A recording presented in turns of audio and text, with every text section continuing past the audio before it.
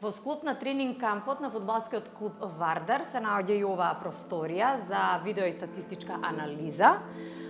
Вардар ТВ е баш во оваа просторија и ќе разговараме со асистент тренерот на фудбалскиот клуб Вардар Александар Влахо, кој што е заложен за видео анализите.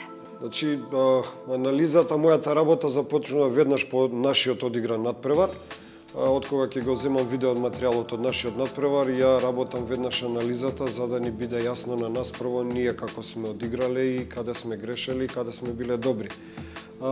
Одзема доста време, секојдневно гледам за секој противник гледаме 3 до 4 надпревари, значи анализираме 3 до 4 последни надпревари и гледаме кои работи се повторуваат. Еден надпревар значи само да се изгледа 90 минути, а да се одработат, да се извадат посебни клипови, посебни секвенции од сето тоа.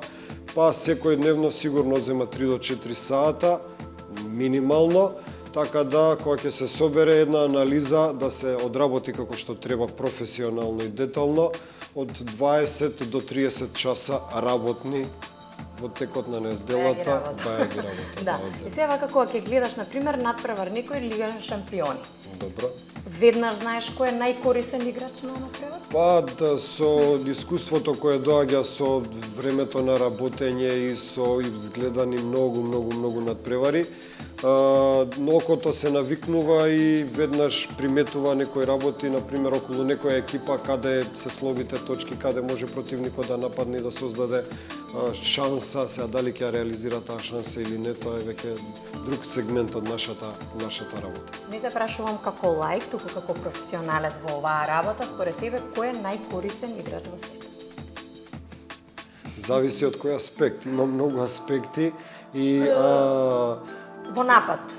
Па во напад се знае врвни играчи, 2 или 3 се во моментот, Лионел Меси, Кристијано Роналдо и не знам, Герет Бейл, Неймар, Суарес, играчите кои што играат во екипите кои што секогаш при врвот се во Европа, Реал Мадрид, Барселона, тие ги имаат и најдобрите играчи и со индивидуално со еден потек секогаш може да го сменат текот на надпревар. Значи лаиците, оние кои што не сме професионалци, нели, кога пратиме фудбал и било кој спорт, навиваме и викаме најдобар играч бил оној кој што постигнал најмногу поени, најмногу голови.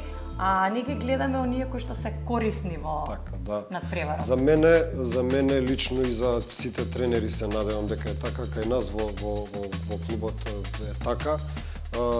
Ние највеќе ги цениме тие играчи кои што највеќе работат за екипата и ги почитуваме, гледаме да им ги подобриме нивните негативности, да ги сведеме на минимум, бидејќи тие се моторот на екипата, тие го прават тоа што треба, но сепак фудбалот е една целина и тим и една карика ако не функционира како што треба, веднаш се појавуваат проблеми и имаме потешкоти, нели, да го добиеме на превар. Како и повеќето светски клубови, значи не зборам европски, светски големи клубови, Вардар ги има идеалните услови за тренинг. Еве сега и оваа соба за видео и статистичка анализа. Можеме малку да ја представиме каде седат играчите, нели, како се одвива гледањето на анализите пред тренинг, после тренинг. Оваа просторија, значи ова се седиштата, столиците каде што седат играчите. Таму е моето место, тука седи шефот на стручниот штаб. Еден работен состанок започнува што во одредено време од денот имаме договор, во толку сат имаме видео анализа. Доаѓаат, состанокот го отвара шефот на стручниот штаб, објаснува за и противничката екипа што ќе се гледа, што ќе се работи. Потоа следува мојата работа. Од прилика таа трае од 30 до 40 минути. Значи 30 сата гледани за да се одработат само 30 минути, со тоа што им се покажуваат прво добрите страни на противникот, прекиди од игра и на крај ги гледаме слабите страни на противникот, она каде што треба ние да се насочиме.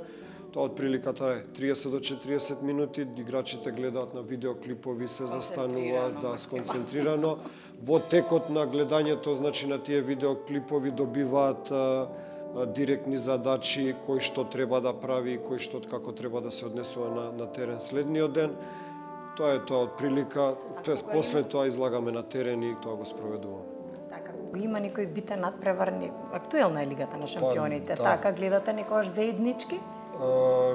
Па гледаме, коментираме. Пете баш сега нашиот противник кога го имавме Динамо Загреб.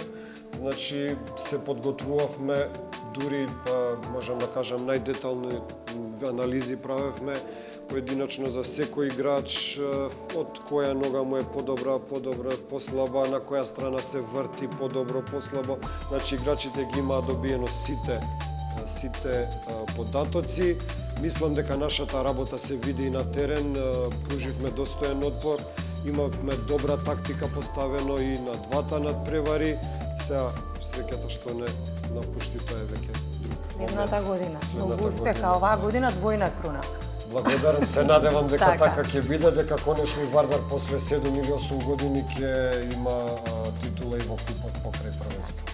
Ти благодарам многу за муабетот, ќе се гледаме пак. Да. Тоа беше Александар Влахов за Вардар.